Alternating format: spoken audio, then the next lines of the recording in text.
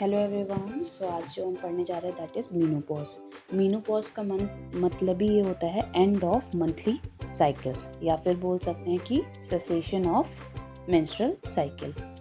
It means permanent cessation of menstruation at the end of reproductive life due to the loss of ovarian follicular activity. जैसे जैसे hormones जो होते हैं हमारी body में, जैसे जैसे उनका जो रिलीज़ होता है वो जैसे जैसे डिक्रीज़ होता है, तो वैसे ही क्या होता है कि जो एक रिप्रोडक्टिव लाइफ होती है वुमेन की, वो धीरे धीरे एंड हो जाती है। और किसके साथ? सेसेशन ऑफ मेंस्ट्रुएशन के साथ, मतलब end of menstrual cycle. It is the point of time when last final menstruation occurs. So it's the end of menstruation. That means the clinical diagnosis जो कि menopause में देखा जाता है that is amenorrhea, that is absence of menstruation. Amenorrhea term का मतलब होता है absence और stoppage of menstruation for 12 consecutive months without any other pathology. जो मेन क्लिनिकल डायग्नोसिस होता है, अगर लगातार 12 महीने के लिए बिना किसी और पैथोलॉजिकल सिम्टम्स के आपको एमेनोरिया हो रहा है, दैट मीन्स एब्सेंस या फिर स्टॉपेज ऑफ मेंस्ट्रुएशन हो रहा है, that is that you are in a menopause period. So next we will see what is climacteric. What is climacteric? It is the phase of aging process during which a woman passes from the reproductive to non-reproductive stage. This covers approximately 5 to 10 years on either side of menopause. It means that जब किसी woman का menopause होने वाला होता है, ठीक है, तो फिर एजिंग प्रोसेस के साथ साथ जो है धीरे धीरे वो टूवर्ड्स द मेनोपॉज जो है मूव ऑन करती है वुमेन. तो फिर जो वो 5 से 10 साल पहले का जो पीरियड होता है बिफोर द मेनोपॉज, उसको हम लोग बोल सकते हैं कि उसमें काफ़ी सारे रिप्रोडक्टिव में चेंजेस आते हैं, there is the mood swings etcetera. तो ये हम बोल सकते हैं, इसको क्या बोलते हैं? क्लाइमैक्टेरिक. नेक्स्ट है व्हाट इज़ प्री मीनोपॉज. नाम से ही समझ में आया, प्री मीन्स पहले और मीनोपॉज इज़ द स्टॉपेज.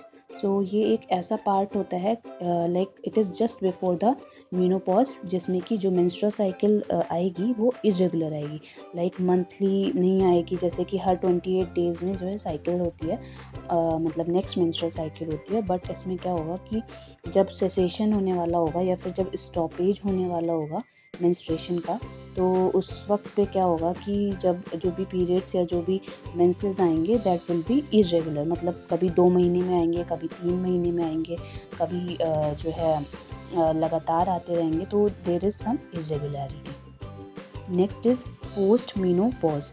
वो पोस्ट मतलब बाद में, और menopause means stoppage of menstruation. मतलब ये एक ऐसा फेज़ ऑफ लाइफ होता है जब आपका जो है आफ्टर द मीनोपॉज आपके जो भी सिम्टम्स होंगे, तो that R post menopausal symptoms. Next is delayed menopause. अगर ऐसा होता है कि मीनोपॉज फेल हो जाता है, मतलब कभी कभी ऐसा होता है कि वुमेन जो है 55 इयर्स की हो जाती हैं तभी भी उन्हें जो है मेंस्ट्रुअल साइकिल होते हैं. तो कभी कभी ऐसा होता है कि डिलेड मतलब लेट में होता है, ठीक है. मीनोपॉज या स्टॉपेज जो मेंस्ट्रुएशन साइकिल का होता है वो क्या होता है? लेट में होता है, ठीक है. तो उसके कई सारे फैक्टर्स हो सकते हैं. वो हो सकता है कि यूट्राइन फिब्रॉइड की वजह से हो सकता है, ठीक है. यूट्राइन फिब्रॉइड एक गायनोकोलॉजिकल प्रॉब्लम है. डायबिटीज़ मेलाइटिस की वजह से, या फिर कभी कभी होता है कि किसी किसी का एस्ट्रोजन का सेसेशन नहीं हुआ रहता है, या फिर कोई किसी टाइप का एस्ट्रोजेनिक ट्यूमर प्रेजेंट है, ठीक है. एस्ट्रोजन क्या करता है कि एस्ट्रोजन की वजह से क्या होता है कि हमारी जो साइकिल होती है वो मेंटेन रहती है, और मीनोपॉज में क्या होता है कि डिक्रीज़ हो जाता है लेवल ऑफ एस्ट्रोजन में. लेकिन अगर ऐसा नहीं होता है, मतलब अगर किसी पर्सन या किसी वुमेन को oestrogenic tumour of the ovary है, तो ऐसी कंडीशन में डिलेड मीनोपॉज का केस देखने को मिल सकता है. Then next is artificial menopause. Artificial menopause हम तब बोलेंगे जैसे किसी ने कोई सर्जरी कराई, ठीक है. किसी ने जो है कोई लेडी है जिसने अंडरगो करी है किसी भी टाइप की सर्जरी, जिसमें कि उसने जो है रिमूव करवा दिए हैं ओवरीज को, तो उसको हम बोल सकते हैं आर्टिफिशियली जो है मीनोपॉज लाया गया है, ठीक है. सो permanent cessation of ovarian function, जो कि हम किससे करते हैं? By the means of artificial, ठीक है. मतलब आप जो है सर्जरी करा के रिमूव कराते हो, वो रेडिएशन से भी सर्जरी रिमूव करा सकते हो या ओपन सर्जरी भी हो सकती है. Okay, so we will see the causes of menopause.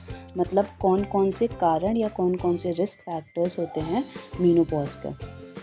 जो फर्स्ट होता है दैट इज़ जो नेचुरल मीनोपॉज होता है, ठीक है, एक नेचुरल कॉज होता है। जैसे जैसे जो है जैसे जैसे हमारी एज बढ़ती है, जैसे जैसे हम एक एज में आते हैं, तो फिर क्या होता है कि हमारे जो हार्मोन्स होते हैं, इवन हमारी फिज़िकल जो कैपेबिलिटी होती है वो धीरे धीरे कम होती जाती है। तो इसी तरीके से हमारे जो हार्मोन्स होते हैं वो भी क्या होते हैं, ट्रिगर होते जाते हैं। तो फिर एज रिलेटेड क्या होता है, उसको बोलेंगे age related depletion of ovarian reserve, ठीक है। ओवेरियन रिजर्व मतलब हर मंथ, जैसे कि 28 डेज़ में हमारी प्रॉपर साइकिल, प्रॉपर मेंस्ट्रुएशन होता है, but due to the hormonal imbalance, due to the triggering of the hormonal imbalance क्या होता है कि आपका धीरे धीरे सेसेशन होने लगता है या स्टॉपेज होने लगता है मेंस्ट्रुएशन का। So first cause is the natural cause.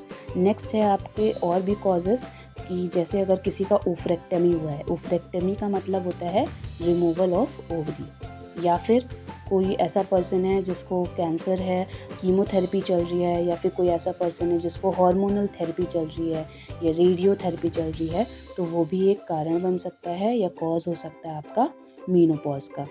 कुछ ऐसे रिस्क फैक्टर्स भी हैं जो जिनकी वजह से मीनोपॉज जो है आपका टिपिकली देखा जाता है कि 45 टू 55 ईयर्स के बीच में आता है। बट अगर आपका लाइफस्टाइल अच्छा नहीं है, आप जो है प्रॉपर तरीके से मतलब अनहेल्दी लाइफस्टाइल जी रहे हो, तो इसमें क्या होता है कि देयर आर चांसेस कि आपको मीनोपॉज पहले हो जाए।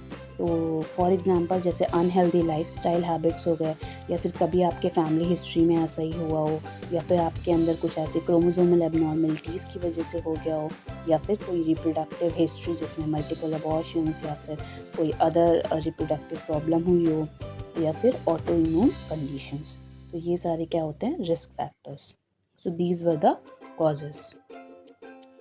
Next we will see like ये सेम वही कॉजेज हैं, exhaustion of eggs from the ovarian follicles and consequent oestrogen deprivation. ये तो सबको पता है कि एस्ट्रोजन की वजह से ही हमारे कहीं ना कहीं एस्ट्रोजन हार्मोन रिस्पॉन्सिबल होता है फॉर द मेंस्ट्रुएशन। लेकिन अगर एस्ट्रोजन डिप्राइवेशन हो रहा है, मतलब एस्ट्रोजन की कमी हो रही है, तो उसकी वजह से क्या होगा कि आपके जो मेंस्ट्रुअल पीरियड्स जो आ रहे थे या मेंस्ट्रुअल साइकिल जो रेगुलर हो रही थी, तो प्रॉपर ओवरी से क्या हो जाएगा, ओवेरियन फॉलिकल जो है वो रप्चर नहीं हो पाएगा, और आपका जो है प्रॉपर जो मेंस्ट्रुअल साइकिल है या हार्मोनल इम्बैलेंस की वजह से आपका मीनोपॉज हो सकता है, ठीक है। अदर कॉजेज़ में आपका कैंसर वगैरह भी आ जाता है, ठीक है। नेक्स्ट अब हम देखेंगे टाइमिंग, मीनोपॉज की टाइमिंग क्या है। तो average age of 45 years in India and 51 years in the west genetic makeup, like कि इंडिया में देखा गया है कि जो एवरेज एज है that is 45 years approximately, like it may vary from women to women, like 45 years, 50 years और 55 years at maximum. Okay, so अगर 35 ईयर्स के पहले किसी को मीनोपॉज हो जा रहा है तो उसको हम क्या बोलेंगे, प्री मैच्योर मीनोपॉज, ठीक है। सेम तरीके से अगर किसी को 55 ईयर्स के बाद हो रहा है तो हम उसको क्या बोलेंगे, डीलेड मीनोपॉज, ठीक है। तो आपको ये देखना है कि अगर किसी को बहुत जल्दी हो जा रहा है तो that is also not good, there may be some other problem in the women, और अगर बहुत डिलेड हो रहा है तभी भी there is some hormonal imbalance. Thanks for watching the video. This is just the part 1 which I had uploaded. Part 2 will be released soon. Stay tuned. If you like the video, please press on the like thumb and give the thumbs up.